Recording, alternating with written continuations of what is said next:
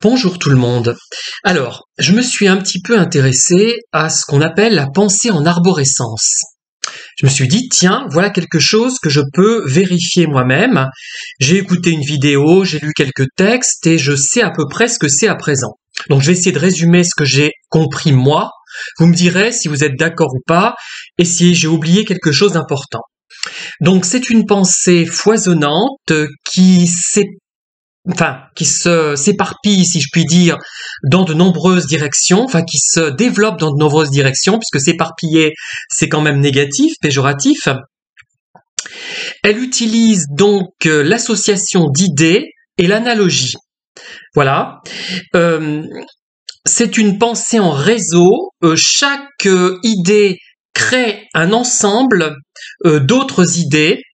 Chaque idée crée un ensemble d'autres idées qui elles-mêmes créent d'autres idées, un ensemble d'autres idées encore, et ainsi de suite. Ça peut s'apparenter à une sorte de feu d'artifice, puisque vous avez la première fusée qui explose, et elle se développe en 2, ensuite en 4 de chaque côté. Voyez ce que je veux dire. Pouf, ça fait une immense fleur d'artifice. Ça fait penser un petit peu à ça. Il le donne dans l'exemple, mais moi j'avais pensé bien avant. Alors, on se dit très bien, je dois avoir ce type de pensée qui est l'une des caractéristiques des hauts potentiels, donc des personnes surdouées. Sachant que surdoué, dans le sens où on l'entend, ça signifie penser non pas... il y a deux conceptions et justement elles ne sont pas claires. Ça veut dire surtout, avant tout, penser différemment.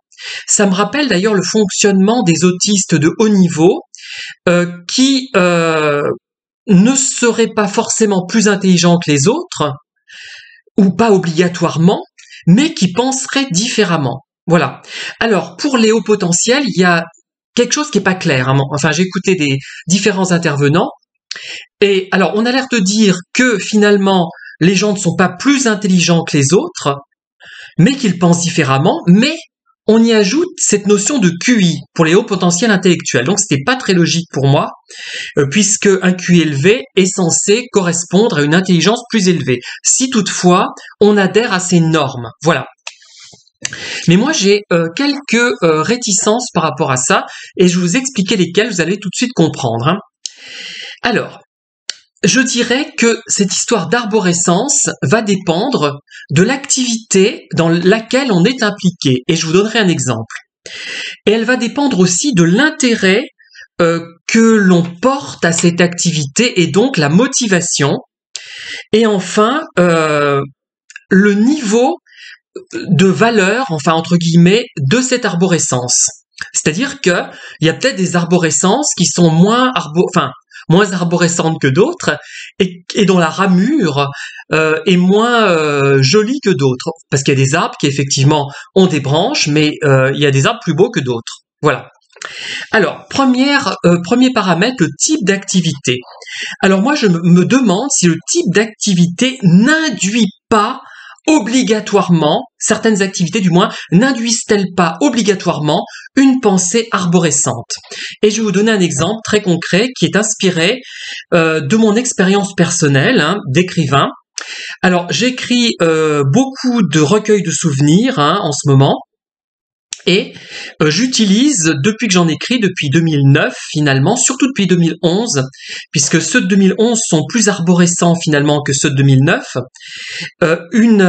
un texte arborescent, c'est-à-dire, je vous donne un exemple, tout bête, j'ai écrit un livre qui s'intitule Le chemin des Mallettes, où je parle de ma vie dans le quartier des Mallettes, quartier de Rimard, à Montluçon, dans les années 70, essentiellement, et un peu après, mais surtout 70.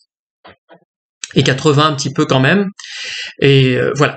Donc, dans ce livre, d'ailleurs, j'ai eu une critique négative qui me dit que je parle effectivement du chemin des Mallettes, mais sans aller assez loin, et que j'évoque aussi d'autres thèmes qui sont hors sujet pour le lecteur.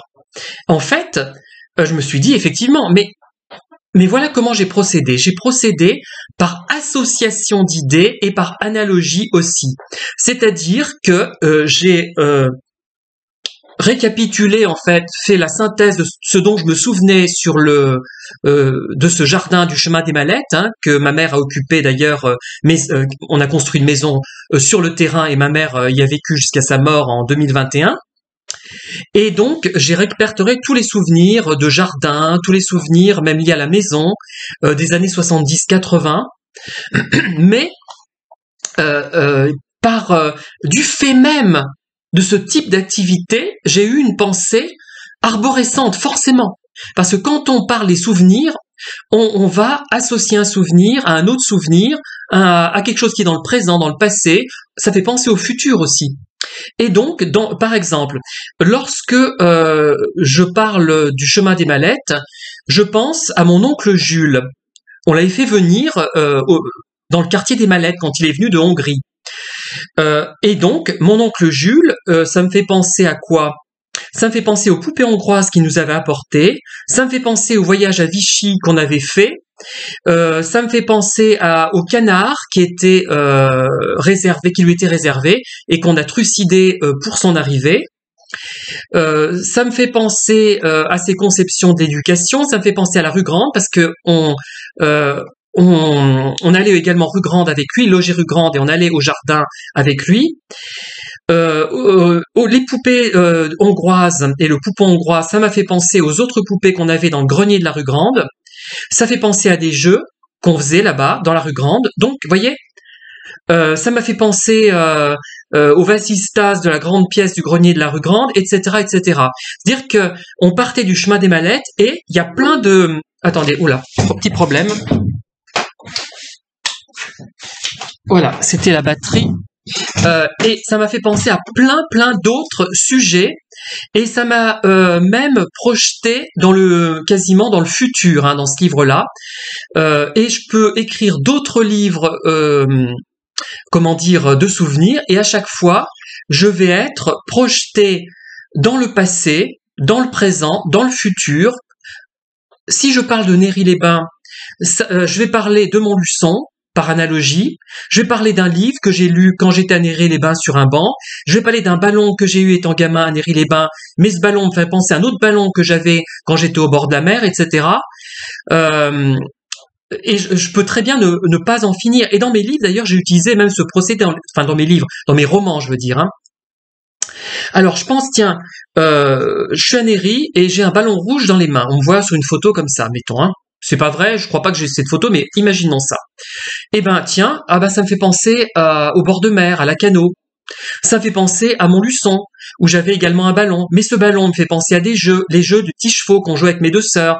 Mes deux sœurs, mais ça fait penser aux cheveux auxquels elles tenaient beaucoup. Je les peignais, je les brossais pendant des heures. Cheveux, ça fait penser aux poupées qu'elles avaient et que j'avais aussi. Poupée, ça fait penser à poupée hongroise. Poupée hongroise, ça fait penser à mon oncle, etc.